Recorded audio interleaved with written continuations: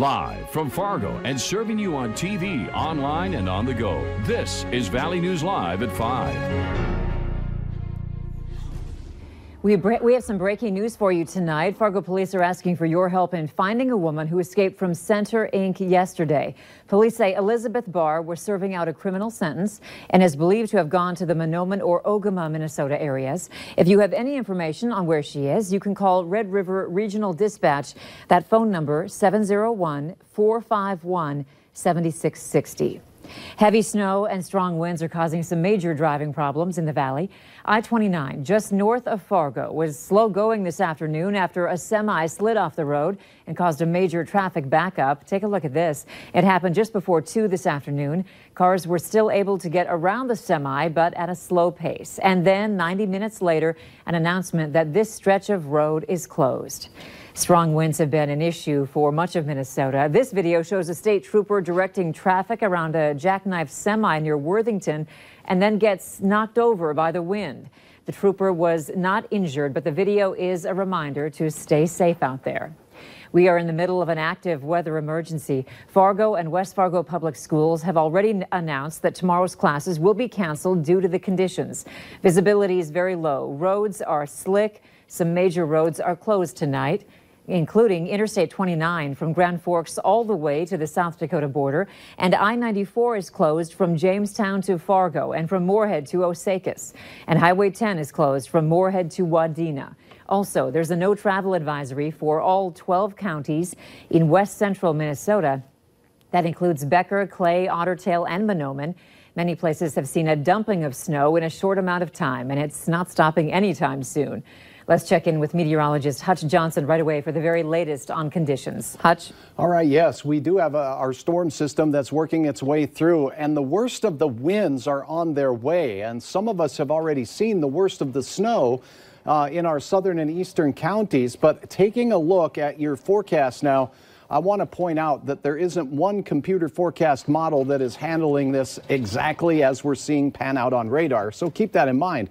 But the general trend will be for the heavy band that has moved through the Fargo area to continue to slide to the north. Winds will be robust as we go through the evening, and then overnight, the winds will taper off a bit, but still we'll have gusts over 40 miles per hour with the heaviest snow by morning in parts of western and northern Minnesota.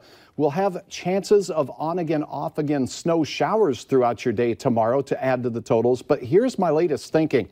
We're talking additional snowfall accumulations here between right now and morning. Fargo, we've seen the majority of our snow fall because the radar is showing a little bit of a movement to the north of the heavier band. Here's some totals. By Aberdeen, 24.5 inches already, still snowing. Watertown, 17.5. The Fargo area, close to 6 inches reported.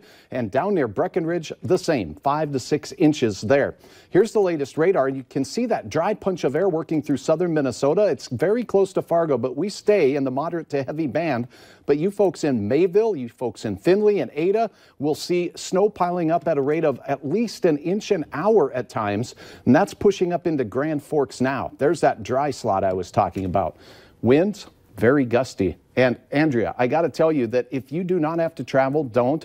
Here's another concern that Hutch has, and that's with flooding, overland flooding over the top of some of our roads. If you think you're going to try to travel and you run across that and it's covered with snow, it could be serious trouble. Stay put. I'll have hour-by-hour details on the rest of your forecast here in just a couple of moments. All right, thanks, Hutch.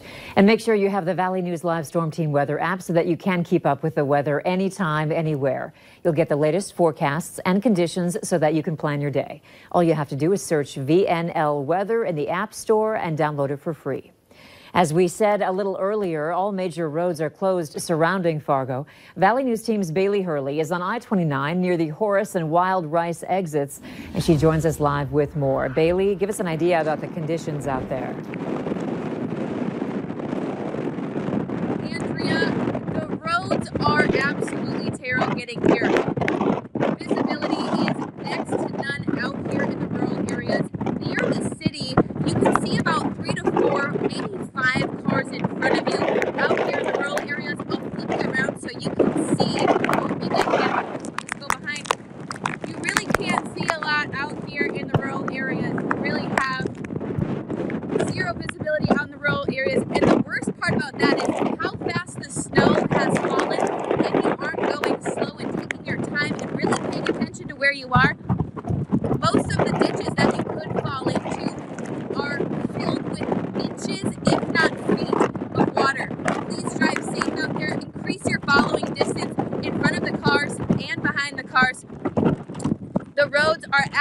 crazy treacherous. They're snowpacked. The drifts are crazy high and making slippery roads already so much worse. So keep me updated with all the conditions as they come. Reporting live in Horace, Bailey Hurley, Valley News Live.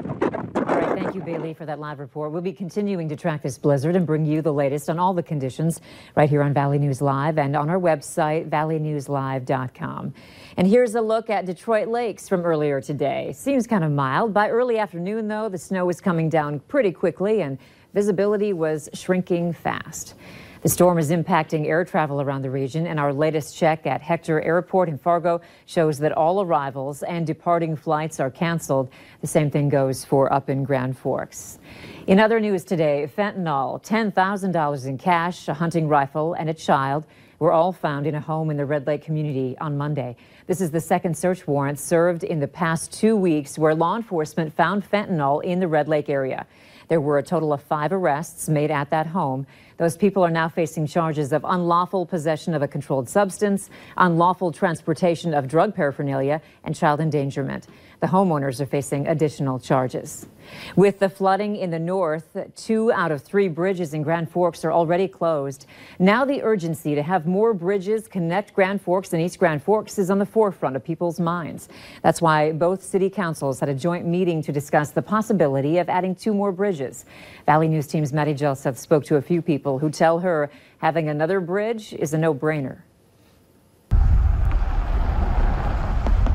Kennedy Bridge is the only one that's open, connecting both Grand Forks and East Grand Forks. And this isn't something new. If you look at between 2009 to 2019, in that time span, we've had 3 years that's occurred. Phelan says both cities are realizing the seriousness of this issue, and there's an urgency that something needs to be done. Traffic is getting more and more and more, so it's just going to get worse, worse, or worse. So it's just, like I said, a no-brainer. You need another bridge.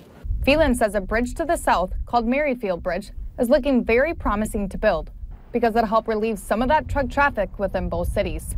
The Merrifield Bridge kind of has more of a positive. It's not interrupting a neighborhood. It's dealing with, larger truck transportation and kind of really helping our industry in our region. But a neighborhood inner-city bridge is also a big discussion both cities are having as well.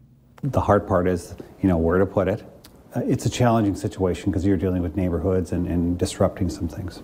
There have been discussions of having an intercity bridge be located at 4 potential locations: 32nd Avenue South, Elks Drive, 17th Avenue South, and 47th Avenue South.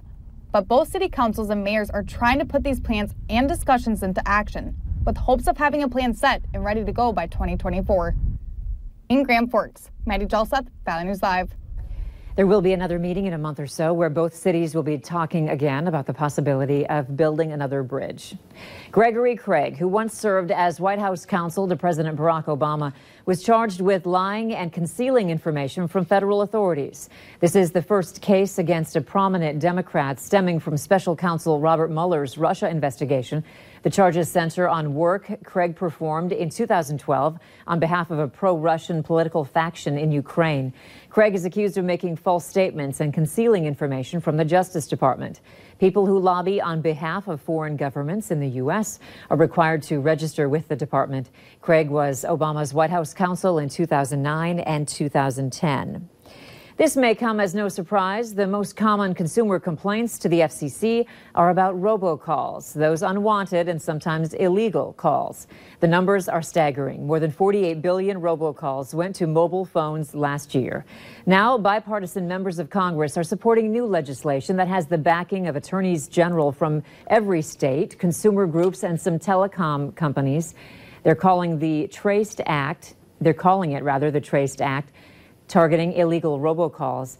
The legislation carries criminal prosecution for violators, increases fines, requires carriers to implement technology to identify scammers, and eases sharing of information among federal and state law enforcement. At a Senate Commerce Subcommittee hearing today, representatives from several states across the Midwest voiced support for the bill. Stop illegal calls before they reach consumers is especially important because, unlike legitimate callers, these nuisance callers will not be deterred by the prospect of enforcement, knowing that they will be very difficult to locate. The Traced Act has unanimously won committee approval and now heads to the Senate floor. Calling all future pilots. The Fargo Air Museum is having a youth camp this Saturday to inspire younger generations to learn more about aviation. With multiple activities, kids will learn how to navigate the air with just a compass. But this can also be seen as a beneficial skill to have even on the ground. It's a good life skill, you know, when that phone quits or you're out of service and you don't know where you're at, you got to figure out where you're at. It's really good to know that you can find your way with a map and a compass. The camp is split into 2 age groups. Ages 6 to 10 will be from 10 in the morning until noon. Ages 11 to 18 will be from noon to 3 p.m. Registration is $15. Another